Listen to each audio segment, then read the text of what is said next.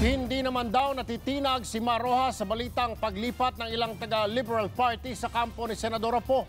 Sinabi ito ni Rojas habang nangangampanya sa Batangas kanina. Umaaksyon si Trish Roque. Doble kayod sa pangangampanya ang Rojas-Robredo tandem. Sa Batangas, nag-ikot sila sa palengke. Dumalo sa selebrasyon ng Women's Month at bumisita sa mga mangingisda.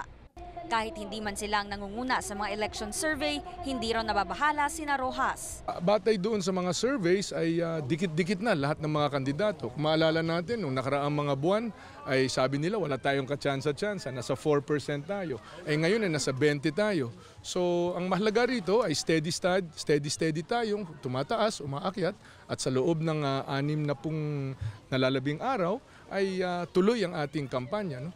Meron tayong mga nagtitiwala, nananalig sa daang matuwid.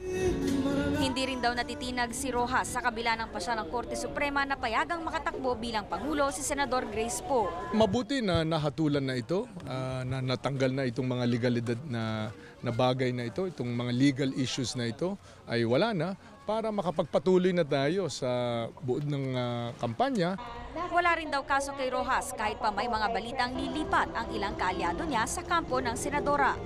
Kung meron mang nagnanais na lumipat, well, thank you very much. No? Mas mabuti na nga na lantaran ay lumipat sila kaysa patago at pasaksak sa likod ang kanilang gagawin. No? Pabor naman daw si Rojas sa desisyon ng Korte Suprema na mag-print ng resibo ng boto ang mga vote counting machine.